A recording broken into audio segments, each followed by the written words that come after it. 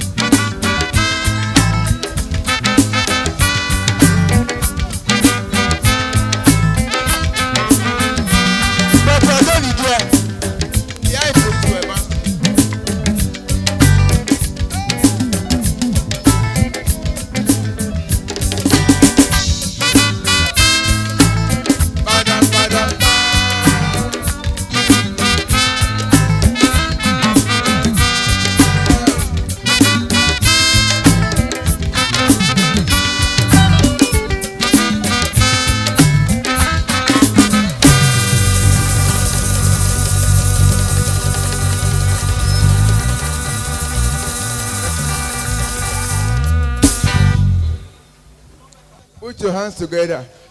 Today is a day for my fans. Today is a day for my Fans. Una don't tire. Make una listen you. Make they open a page by page. It be like where Jehovah they open their Bible from Genesis to Revelation. God go bless you. Baba na nia eba ma aso gi. Wanivia Kaba Fans Club. Wari fafa. So, When wayari wana ya fefe a fan ish okwa uwa a fan men na ha for agwagwa fancy men e wayaki oni no we mama no you emi now no go wan go yo aho egbe ni o agu wa ro kan de wa popo ne gbuwa wari ri agi na me ọwama Ikebe boyi. Wamara ese. Don't know kebe okuya mo boy me kebe. E ama me kebe ma mo boy lu e kebe. E ma ni me kebe ni e mama ogwe. Ya wi kebe wa wo ogwe mama. Ikebe boyi. Ogwe mama. Mama ogwe ikebe. Igwe kebe bo. Ogwe mama.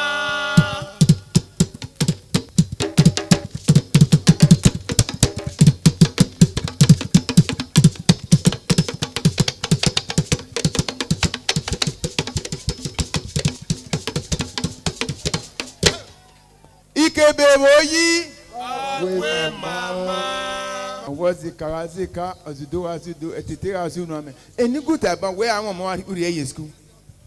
Wa gwi awaka ma wa gun a. Igun ohun da we mega tele ne isan sese edo kan. Apoko ma izo wo te ye ya so. Oni eni meta mo wa na. Almost me no so isan sese. Azikarazika.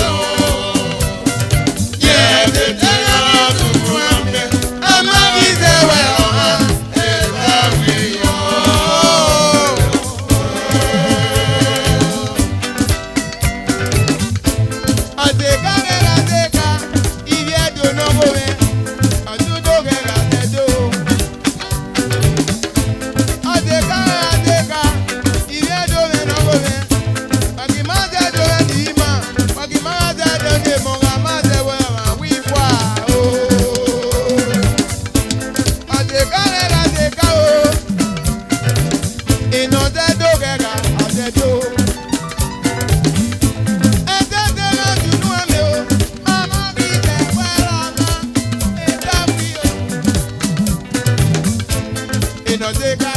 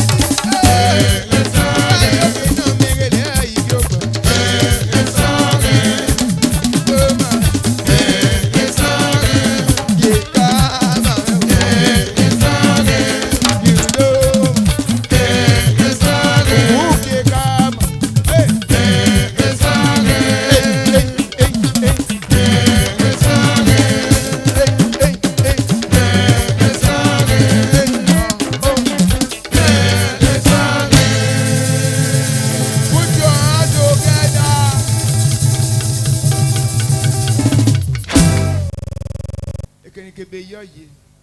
Ora fire leka ewa ye. Are you tired? Okay, do you want more from this very workshop? Do you want more production from this workshop? We're equal to the tax. If you are not tired, we are not going to be tired. So to whom much is given, according to the English man, much is also expected from that angle.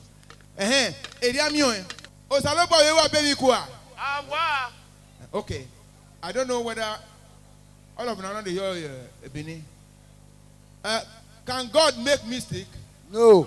Okay, let me see, because for look of things, Osaloboa, Ewa Beniku, Osaloboa ona yagbona, ona ye, awe when let there be light, ukwa ino kanu sabaka yi, ana aro, ukwa na dola, ana doga ya gavan, ana yakin, ana ga sona gavan avan. Ewa aye ne ayaye mi woniro ha na akeye wanagun. Ana but na we eboye na se bekwa na we you not take a human being, you take dominion over every other creatures. God is there. I can never make mistake. I will yana ye be you ha. Ona we e be ni ma we kan. We ga one me wo won. Ya we akona ya we bobu. E panadol de no e bono.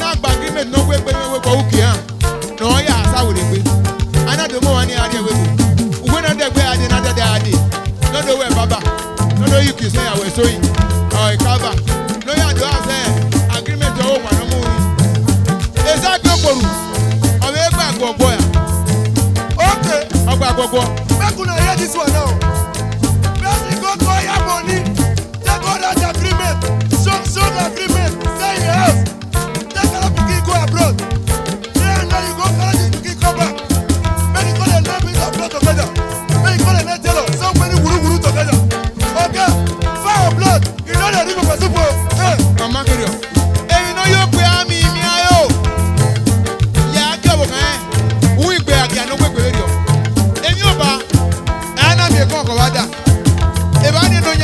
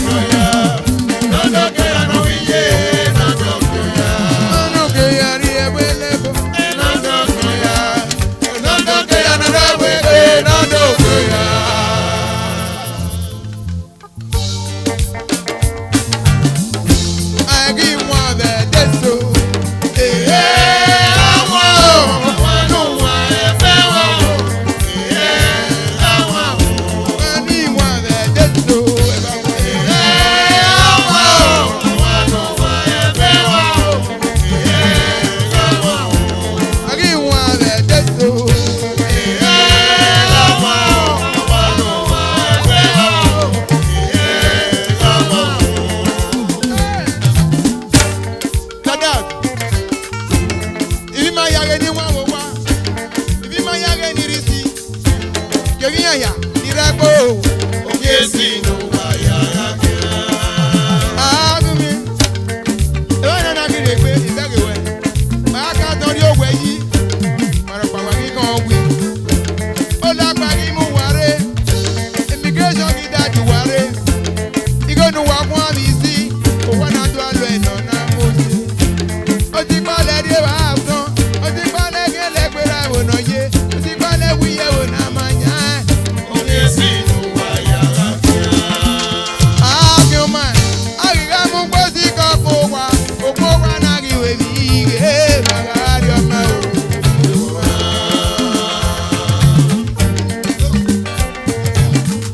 Agi wa be. E pa kwa do bi be. E pa kwa le o.